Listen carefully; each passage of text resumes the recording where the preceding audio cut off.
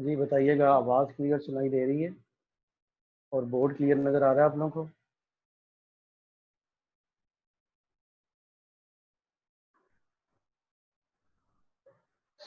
चलें, आज हमारा काम जो हम लोगों ने स्टार्ट किया हुआ था थर्मोडायनामिक्स का, उसे वाइंड अप कर रहे हैं। एक आर्टिकल रह गया था हमारा, एक मोलर स्पेसिफिक हीट को डिस्कस करना है। और मोलर स्पेसिफिक हीट के साथ साथ हम लोग लेके चलेंगे किसे,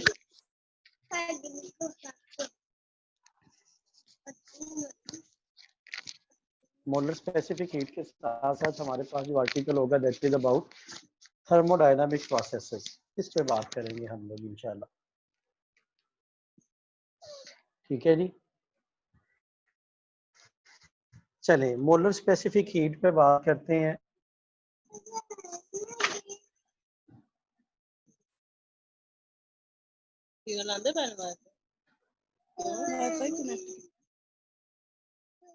कोई तो नहीं लैपटॉप जी में वेला कुछ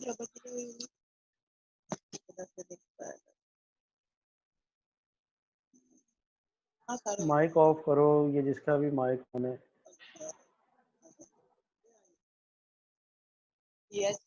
सबीन माइक ऑफ।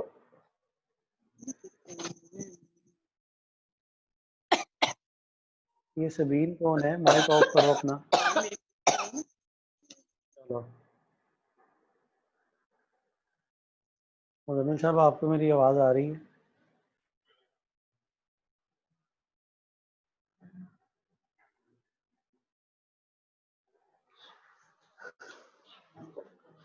चलें जी, molar specific heat.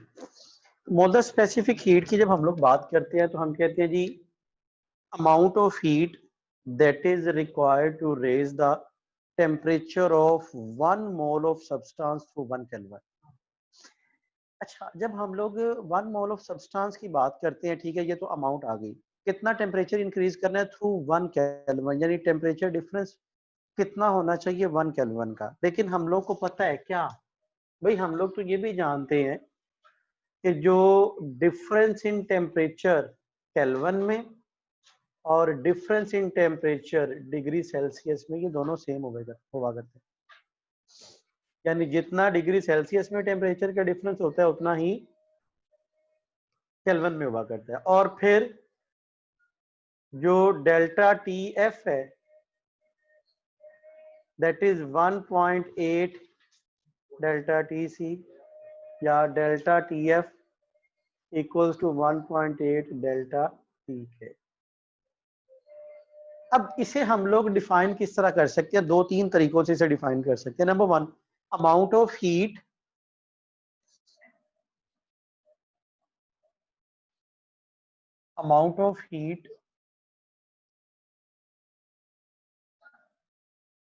required to raise the temperature of 1 mole of substance through 1 Kelvin। इसे आप 1 केल्विन भी कह सकते हो, इसे 1 डिग्री सेल्सियस भी कह सकते हो, इसे 1.8 डिग्री फ़ारेनहाइट भी कह सकते हो। समझ आ गई बात की? यानी हम कह सकते हैं कि इस डेफिनेशन को आप दो तीन तरीकों से डिस्कस कर सकते हो। नंबर वन, आप डिस्कस कर सकते हो amount of heat that is required to raise the temperature of 1 mole of substance to 1 Kelvin, or amount of heat that is required to raise the temperature of 1 mole of substance to 1 degree Celsius, or amount of heat that is required to raise the temperature of 1 mole of substance to 1.8 degree Fahrenheit।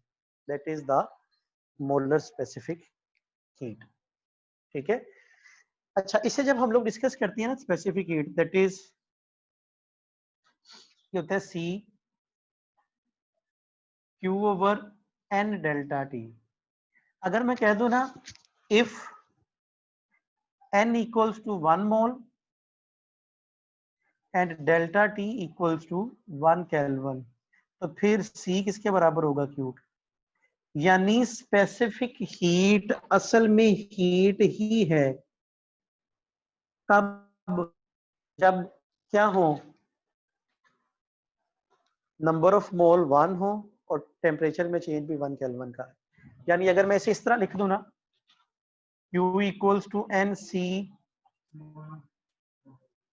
Delta T, अब जरा गौर से देखिएगा, अगर मैं कह दूं n equals to 1 मोल तो Q बराबर आ जाएगा C डेल्टा T। अब इसे स्पेसिफिक हीट नहीं बोलोगे, ये सिर्फ हीट होगी, ये वो हीट है, ये Q वो हीट है जो 1 मोल सब्सटेंस को दी गई, उसका टेम्परेचर डेल्टा T तक चेंज करने के लिए, 1 मोल सब्सटेंस को।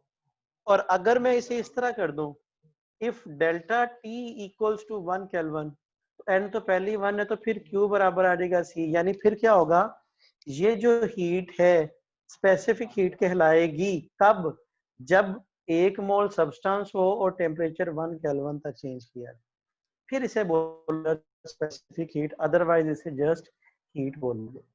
Is it clear? Molar specific heat की बात करते हैं हम लोग, तो हमारे पास स्पेसिफिक हीट की दो टाइप्स हैं। Number 1 specific heat at constant volume, okay sir लिखोगे मोलर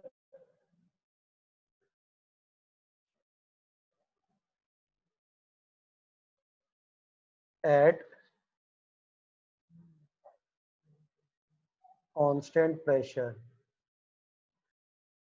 मोलर स्पेसिफिक हीट कब, कांस्टेंट प्रेशर पे, इसे हम लोग किससे रिप्रेजेंट करते हैं, Cp,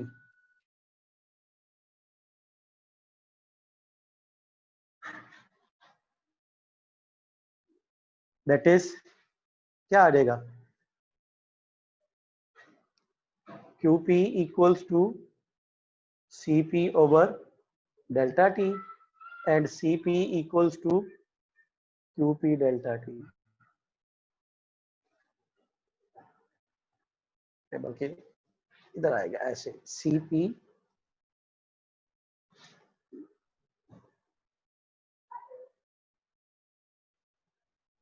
डेल्टा T, ठीक है। अच्छा, इसके यूनिट पे अगर बात करो ना, तो यूनिट तो बड़ा सीधा सा है इसका, जरा देखो, जॉउल पर मोल पर केल्विन, ये यूनिट आ जाएगा। अच्छा, अगर मैं यहां पे अप्लाई करूं बाय फर्स्ट लॉ, तो QP equals to delta U plus W, इसका मतलब है CP delta T delta U plus P delta V, यानी molar specific heat at constant pressure पे जब आप हीट सप्लाई करते हो तो वो दो हिस्सों में बढ़ती है, वो कुछ ना कुछ सिस्टम की इंटरनल एनर्जी को बढ़ा देगी और जो रिमेनिंग होगा वो सराउंडिंग पे वर्क कर देगा। फिर मैं ये भी कह सकता हूँ कि जो हीट सप्लाई करोगे वो सिस्टम की इंटरनल एनर्जी को बढ़ा देगी और उसके साथ साथ उसके वॉल्यूम में चेंजिंग का बायस बनेगी। दूसरे नंबर पे आ गई कौन सी, molar specific heat at constant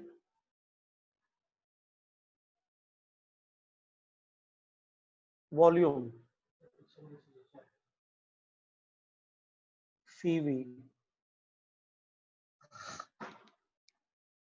क्या होगा जी, CV equals to QV delta T delta T by first law, जब फर्स्ट लॉ अप्लाई करोगे क्या आ जाएगा, QV equals to delta U plus W और CV डेल्टा U प्लस 0, क्योंकि कांस्टेंट वॉल्यूम पे तो वर्क ही नहीं होता, तो C V delta T delta U. Is it clear? ठीक है जी। अच्छा, अब यहां से अगर आगे चले, एक एमसीक्यू लिखते हैं जी।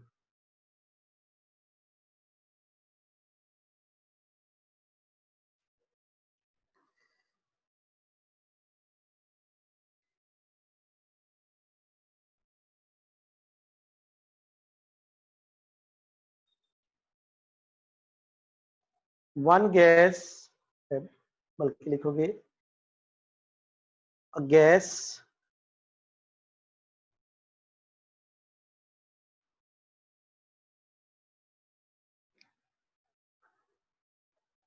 is heated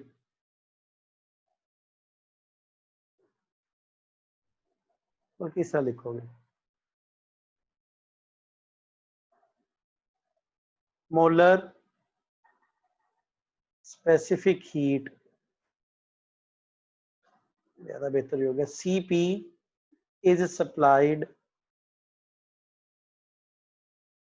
Cp is supplied to a gas and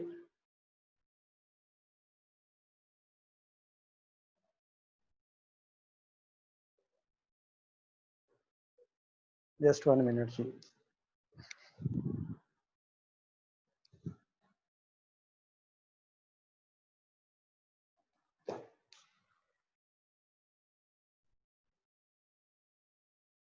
A gas is heated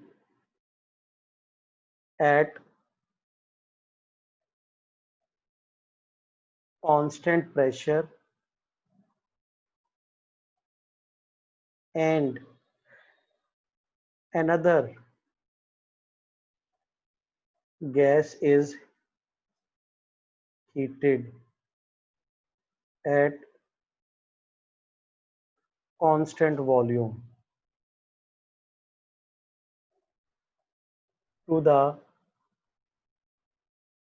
same to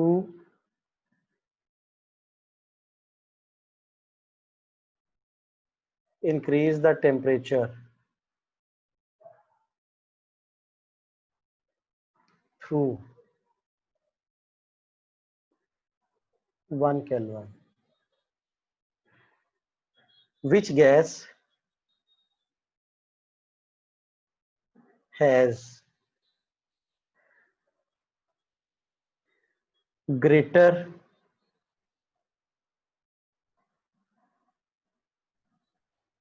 change in internal energy?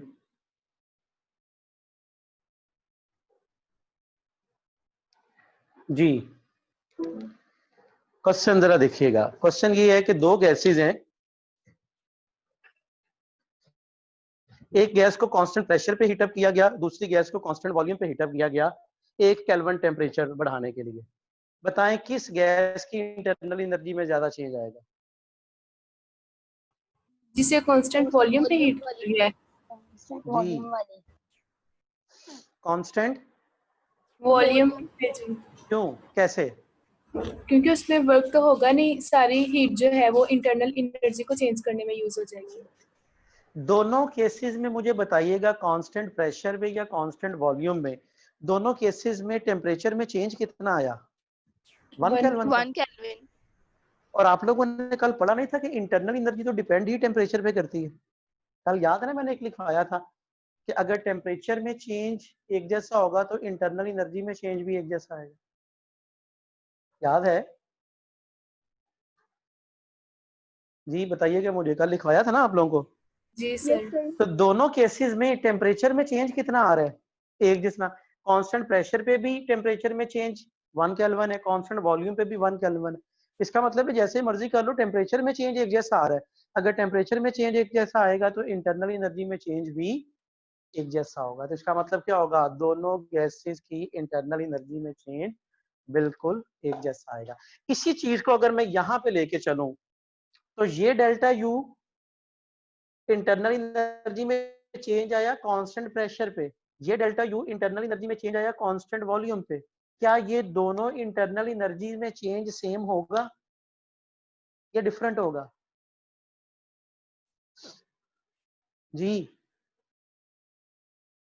भाई, स्पेसिफिक हीट को कांस्टेंट प्रेशर पे हीट अप करते हो तो टेम्परेचर में चेंज कितना लाना है इस केस में? 1 केल्विन। कांस्टेंट वॉल्यूम पे हीट अप किया तो टेम्परेचर में चेंज कितना लाना है इस केस में? 1 केल्विन। दोनों के केसेस में टेम्परेचर में चेंज सेम। अगर टेम्परेचर चेंज सेम है तो इसका मतलब है इंटरनल एनर्जी में चेंज भी सेम आएगा। जी क्वेश्चन क्लियर होगा?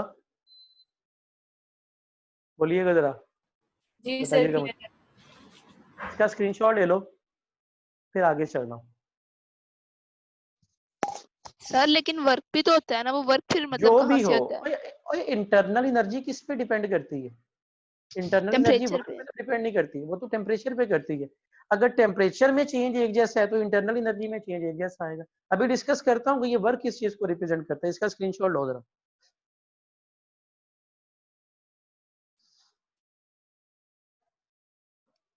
अच्छा, अगर मैं इसी को आगे लेके चलूं तो फिर हमारे पास एक रिलेशन आ जाता है। क्या? जब आपने इसे सिंप्लीफाई किया तो वो ये रिलेशन आ गया, as Cp minus Cv equals to R। इसका मतलब क्या है कि भाई molar specific heat at constant pressure is greater than molar specific heat at constant volume. क्यों? क्यों? इसका मतलब है अगर आपने कांस्टेंट प्रेशर पे 1 केल्विन टेम्परेचर बढ़ाना है तो कांस्टेंट वॉल्यूम की निस्बत ज्यादा वर्क करना पड़ेगा, ज्यादा एनर्जी देनी पड़ेगी। क्यों ज्यादा एनर्जी देनी पड़ेगी? क्यों? क्योंकि कांस्टेंट प्रेशर पे जो हीट सप्लाई करते हैं वो दो हिस्सों में बढ़ती है। उसका कुछ पोर्शन इंटरनल एनर्जी में चेंज का बायस बनता है और कुछ वर्क में चेंज हो जाता है। जबकि कांस्टेंट वॉल्यूम पे क्या है, सारी की सारी हीट एनर्जी इंटरनल एनर्जी में चेंजिंग का बायस बनेगी। यानी यहाँ पे सप्लाई करदा एनर्जी दो हिस्सों में बटेगी, एक तो इंटरनल एनर्जी में इजाफा करेगी, दूसरा वर्क करेगी। अब यहाँ पे क्या होगा, सारी की सारी हीट एनर्जी इंटरनल एनर्जी को बढ़ाने में से। इसका मतलब है इस केस में थोड़ी हीट से टेम्परेचर अटेन हो जाएगा और इस केस में इस चीज में उतना टेम्परेचर अटेन करने के लिए आपको हीट ज्यादा देनी पड़ेगी। इसकी बेहतरीन एग्जांपल मैं इस तरह भी दिया करता हूँ कि आपने खाना पकाना है, दो एक जैसे चूल्हों के ऊपर आपने दो बर्तन रख दिए, चूल्हे जला दिए, इसका मतलब है सेम हीट सप्लाई कर रहे हैं। एक बर्तन खुले मुंह का है, एक बंद है, प्रेशर कुकर है। किसमें खाना जल्दी पक जाएगा? प्रेशर कुकर में। क्यों? क्योंकि वहां पे वर्क नहीं हो रहा, एक्सपेंशन नहीं हो रही, सारी की सारी हीट अंदर ही है।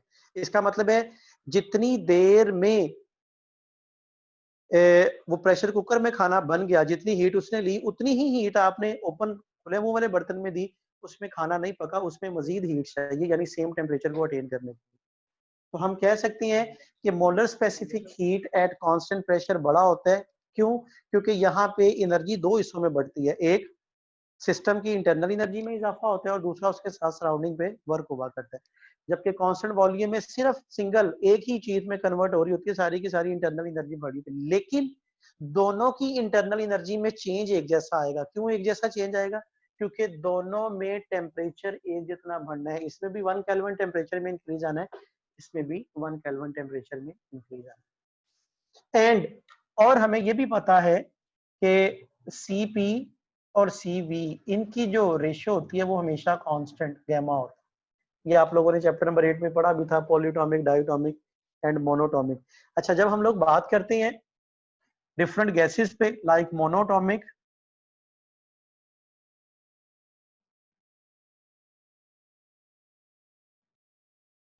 फिर डायटोमिक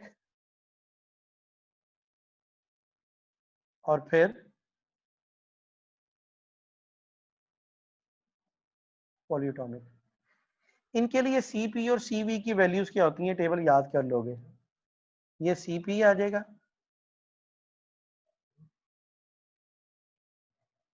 Cv और Cp। मोनोटॉमिक के लिए Cv होता है 3/2R और ये होता है 5/2R Cp।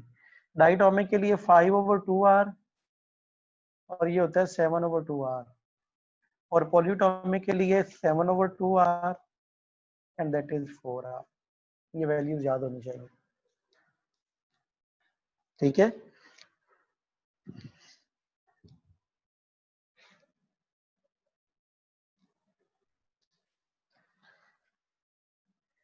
यहाँ से आप गैमा की वैल्यूज निकाल सकते हो, आप Cp माइनस Cv की वैल्यू कैलकुलेट कर सकते हो। ठीक है जी। और आपको पता है R किसके बराबर होता है? 8.314 जूल पर मोल पर केल्विन।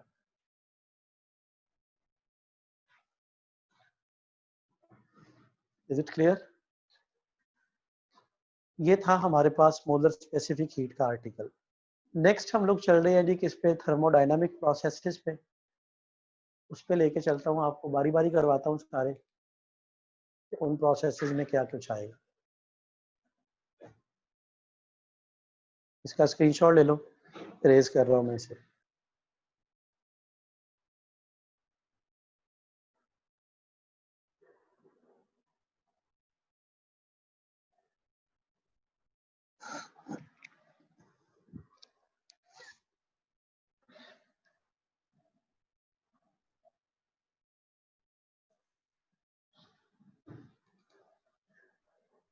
सर जी जो ये सीपी और सीवी की वैल्यू है ये किस बेस पे निकाली गई है, यानी कैसे?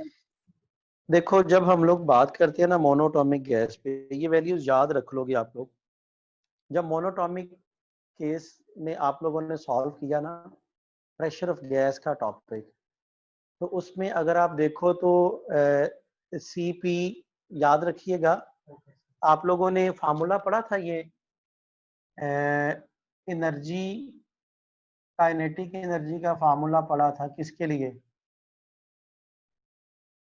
3/2 kT, याद है? ये किसके लिए था? ये एक मॉलिक्यूल के लिए एनर्जी थी। ठीक है, अगर आप एक मोल के लिए करते थे तो आपके पास आ जाती 3/2 RT, याद है? ये एनर्जी थी, काइनेटिक एनर्जी। और आपको यहाँ पे टेम्परेचर चाहिए, अगर 1 केल्विन टेम्परेचर बढ़ाना है, इसका मतलब है 3/2 R आ गई। और ये मोनोटॉमिक थी, आपने सिंगल गैस ली थी मोनोटॉमिक। ठीक है, इसके लिए ना एक टर्म यूज होती है डिग्री ऑफ फ्रीडम। मोनोटॉमिक आपकी बुक में सिर्फ मोनोटॉमिक के बारे में दिया हुआ है, इसको डिस्कस किया था। डायटोमिक की बात करते हो तो फिर वो आप लोगों ने पढ़ा था ना, वो इंटरनल एनर्जी के साथ एक डायग्राम बनी हुई थी जी के डायटोमिक गैस में ट्रांसलेशनल भी होती हैं, वाइब्रेशनल भी होती हैं, रोटेशनल काइनेटिक, इन सारी होती हैं। वो उसकी बेस पे इसे जस्टिफाई किया जाता है, डिस्कस किया जाता है। ये सिर्फ आप लोग ये याद रख लोगे टेबल, ताकि आपको गैमा की वैल्यूज कैलकुलेट करने में आसानी रहेगी। ठीक है, थर्मोडायनामिक प्रोसेसेस पे बात करते हैं तो सबसे पहला प्रोसेस जी आइसोथर्मल प्रोसेस।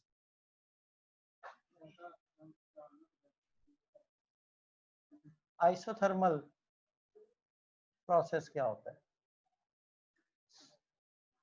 आप कहते हो जी आइसोथर्मल मींस टेम्परेचर कांस्टेंट। ये जरा देखिएगा, टेम्परेचर कांस्टेंट इसका मतलब है टेम्परेचर में चेंज जीरो। अगर टेम्परेचर कांस्टेंट तो इंटरनल एनर्जी कांस्टेंट, और इंटरनल एनर्जी में चेंज भी जीरो। और आपको पता है आइसोथर्मल प्रोसेस पे बॉयल्स लॉ एप्लीकेबल होता है, यानी PV इक्वल्स टू कांस्टेंट और P1 V1 equals to P2 V2। सही है। और इसका अगर ग्राफ ड्रॉ किया जाए तो आइसोथर्म ऐसी बनती थी, यहाँ पे प्रेशर, यहाँ पे वॉल्यूम,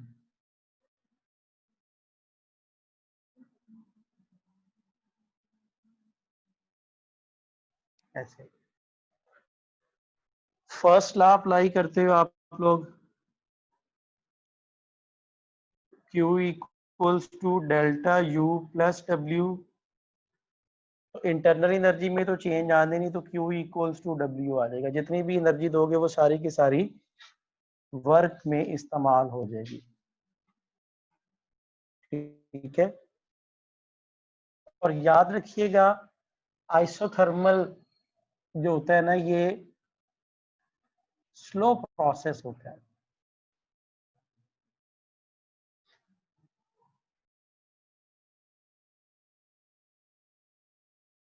ठीक है, लास्ट पे अगर मैं स्पेसिफिक हीट की बात करूं तो C equals to Q over N delta T। और आप मुझे बताओ इस केस में टेम्परेचर में चेंज कितना आता है? 0, क्योंकि टेम्परेचर तो क्या रहना है, दैट इज इन्फिनिटी। यानी मोलर स्पेसिफिक हीट आइसोथर्मल के केस में क्या होती है? इन्फिनिट हुआ करती है। बहुत अहम एमसीक्यू ये वाला। यानी इन्फिनिट हीट रिक्वायर्ड होगी 1 केल्विन टेम्परेचर बढ़ाने के लिए। दूसरे नंबर पे आ जाता है एडियाबेटिक।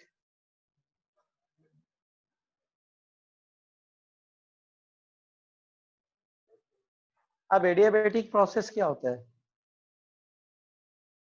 इसमें क्या होता है, सिस्टम में ना तो हीट एंटर की जाती है ना ही सिस्टम में से हीट निकाली जाती है, लेकिन उसके बावजूद सिस्टम का टेम्परेचर चेंज होता है, कांस्टेंट नहीं होता। इसका मतलब है चेंज भी 0 नहीं आएगा, इंटरनल एनर्जी भी कांस्टेंट नहीं होगी, और इंटरनल एनर्जी में चेंज भी 0 नहीं होगा।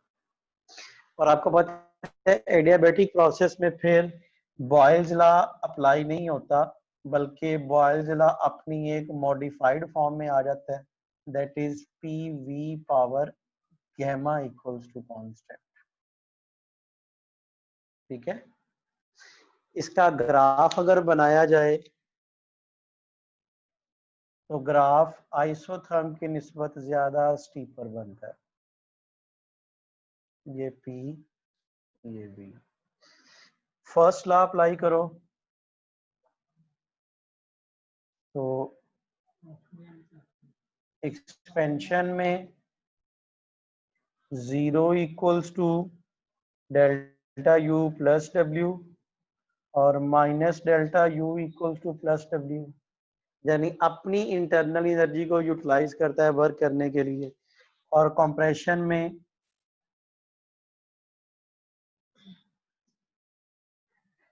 Zero equals to delta U plus W minus W equals to plus delta U। और याद रखिएगा ये रैपिड प्रोसेस होता है। और C की बात करो, आपको पता है हीट तो एंटर ही नहीं करनी, Q over N delta T, 0 over N delta T। इसका मतलब है C0। एडियाबेटिक के केस में स्पेसिफिक हीट 0 हुआ करती है। थर्ड नंबर पे बात की जाए आइसोबैरिक प्रोसेस। आइसोबैरिक में क्या होता है, प्रेशर कांस्टेंट। अब टेम्परेचर की बात नहीं हो रही, प्रेशर कांस्टेंट होना है। अब इस केस में क्या होगा, जब प्रेशर कांस्टेंट हो तो आपके पास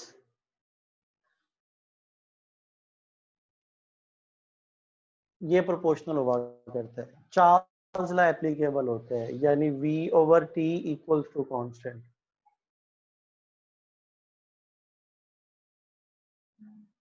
ठीक है, और जब आप प्रेशर और वॉल्यूम के दरमियान ग्राफ ड्रॉ करते हो, यहाँ पे प्रेशर यहाँ पे वॉल्यूम, तो ग्राफ ऐसा बनता है। समझ आ गई बात की? अगर फर्स्ट लॉ अप्लाई हो यहाँ पे, that is Q equals to delta U plus W and Q equals to delta U plus P delta V। ठीक है, और स्पेसिफिक हीट की बात की जाए अगर, तो CP होगा constant pressure, that is QP over N delta T। और अगर बात की जाए कांस्टेंट आइसोकोरिक पे,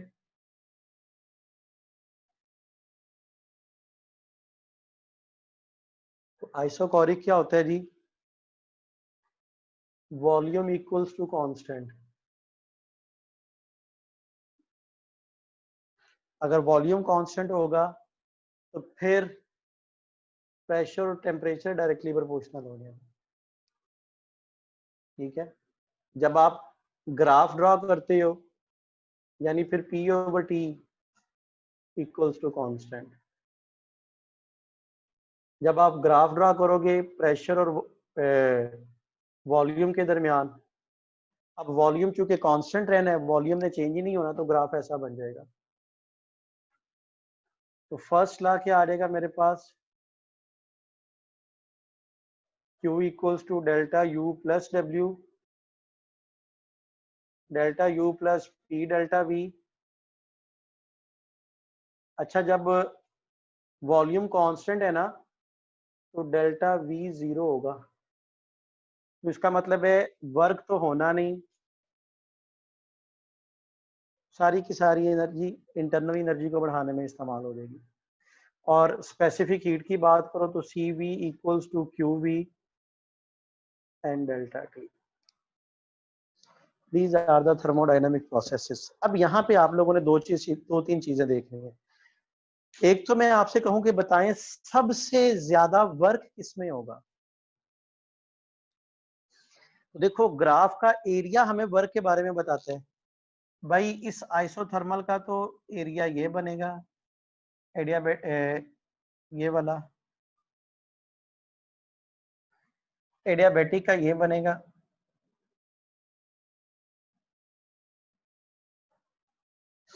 आइसोबैरिक का ये बनेगा,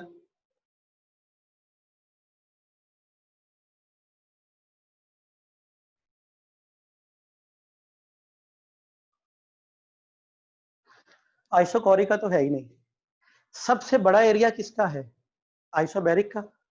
इसका मतलब है इसमें वर्क सबसे ज्यादा होगा, उससे कम वर्क आइसोथर्मल में होगा, उससे कम वर्क एडियाबैटिक में होगा, और सबसे कम वर्क किसमें होगा, आइसोकोरिक में, जो कि 0 होगा। आइसोकोरिक में वर्क होगा ही नहीं। इसका मतलब है अगर मैं वर्क की सीक्वेंस बनाना चाहूं तो मैं क्या कह सकता हूं, isobaric is greater than work isothermal greater than work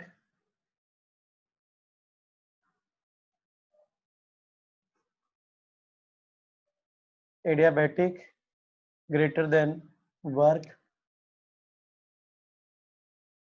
isocoric। कह सकते हो सबसे ज्यादा वर्क आइसोबैरिक में, उससे कम आइसोथर्मल में, उससे कम एडियाबैटिक में, और सबसे कम आइसोकोरिक में।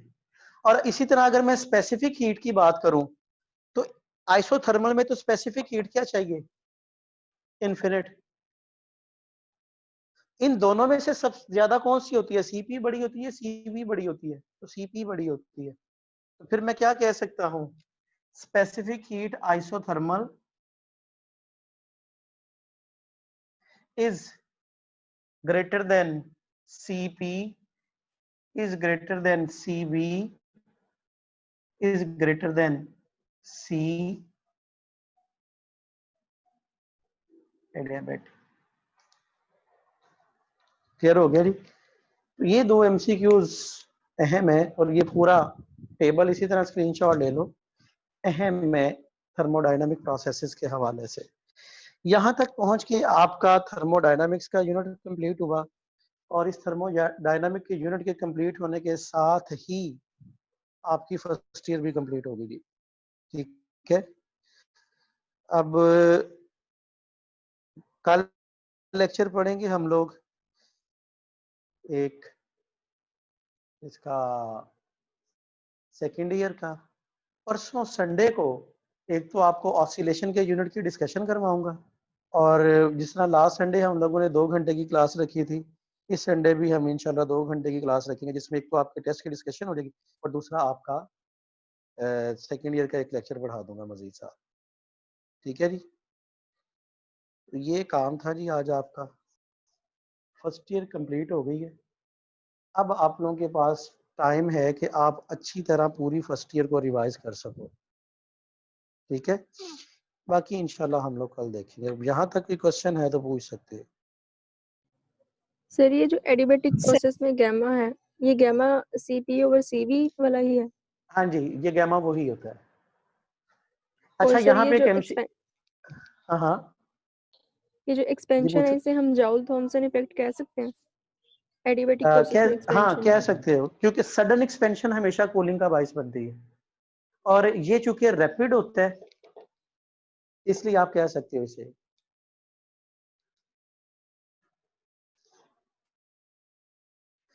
आपकी क्लाउड फॉर्मेशन, बादलों का बनना, धुंध का बनना, ये इसी वजह से, सडन एक्सपेंशन की वजह से। ठीक है जी। सर ये कंप्रेशन वाला रिजल्ट, ये -W is equal two plus internal देखो ये माइनस रिप्रेजेंट कर रहा है कि आप वर्क कर रहे हो, और जब आप वर्क करोगे तो आप उसे दबा रहे हो ना, वॉल्यूम कम कर रहे हो, और जब वॉल्यूम कम कर रहे हो तो उसकी इंटरनल एनर्जी बढ़ जाती है, यानी टेम्परेचर इंक्रीज हो जाता है। बिल्कुल ऐसा ही है कि आप रूम में बैठे हुए हो, टेम्परेचर नॉर्मल है, छत नीचे कर दी जाए उस रूम की, आपका वर्किंग एरिया कम कर दिया जाए, वॉल्यूम कम कर दिया, हीटअप ज्यादा हो जाएगी, गर्मी ज्यादा हो जाएगी, इंटरनल एनर्जी बढ़ जाएगी। सर आइसोथर्मल और आइसोबैरिक की भी एग्जांपल बता दें। आइसोथर्मल मैंने आपको बताया स्लो प्रोसेस होता है, आप किसी गैस को स्लोली एक्सपेंड कर रहे हो, आपको पता ना एक्सपेंशन हमेशा कूलिंग का बायस बनता है, टेम्परेचर कम होता है, लेकिन अगर आप स्लो एक्सपेंड कर रहे हो तो टेम्परेचर हर पॉइंट पे सेम रहेगा, स्लो कंप्रेस कर रहे हो तो टेम्परेचर हर पॉइंट पे सेम रहेगा। और आइसोबैरिक पढ़ा तो है आप लोगों ने, चार्ल्स लॉ अप्लाई होता है इस पे, और चार्ल्स लॉ से बड़ी एग्जांपल कौन सी है यहाँ पे?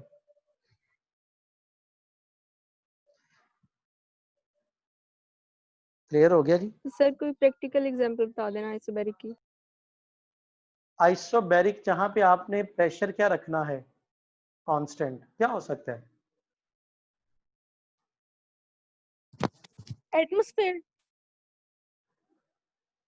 जब आप प्रेशर कांस्टेंट रखना चाह रहे हो क्या करोगे? मींस आप लोगों ने पढ़ा हुआ ना कि प्रेशर तो क्या है, थर्मल काइनेटिक एनर्जी होती है ना मॉलिक्यूल्स की। आप वॉल्यूम बढ़ाते जा रहे हो लेकिन उसके साथ साथ हीट सप्लाई करते जाओ, इसका मतलब है वॉल्यूम बढ़ाने से जितनी काइनेटिक एनर्जी में कमी आएगी, हीट के सप्लाई करने से उतनी काइनेटिक एनर्जी में क्या होगा? इजाफा। मींस प्रेशर क्या रहेगा? कांस्टेंट। ठीक है, कोलिजन रेट उसका कांस्टेंट कर दोगे, टकराने का जो रेट है वो कांस्टेंट हो जाएगा। हालांकि प्रेशर के बढ़ने से टेम्परेचर भी बढ़ रहा होता है क्योंकि काइनेटिक एनर्जी बढ़ेगी, लिखा भी होगा मैंने यहाँ पे।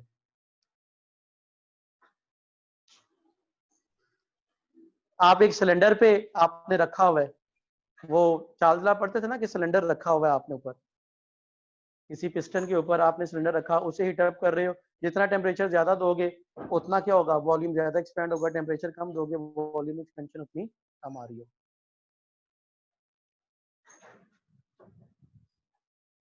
और ठीक है जी, क्लियर हो गया? आज के लिए इतना ही सर ये काम है आपका जी।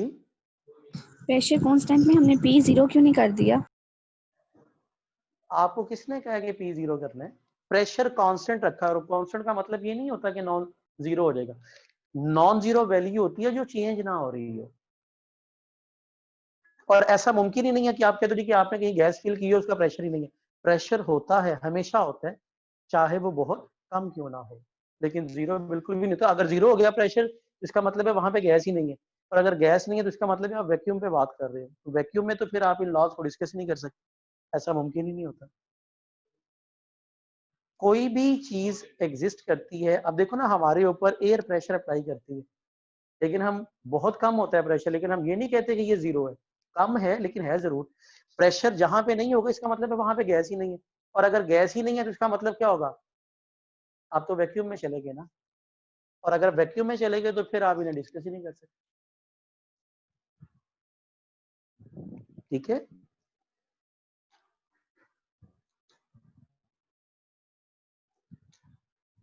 पढ़िएगा जी इसे। बाकी इंशाल्लाह हम लोग कल सेकेंड ईयर को स्टार्ट करेंगे, इलेक्ट्रोस्टैटिक्स का यूनिट स्टार्ट करेंगे। ठीक है, और साथ साथ आगे चलेंगे लेके आप हम लोग इसे, इसका स्क्रीनशॉट ले लीजिएगा और स्क्रीनशॉट ज़रा जो है वो शेयर कर दीजिएगा ताकि वो ग्रुप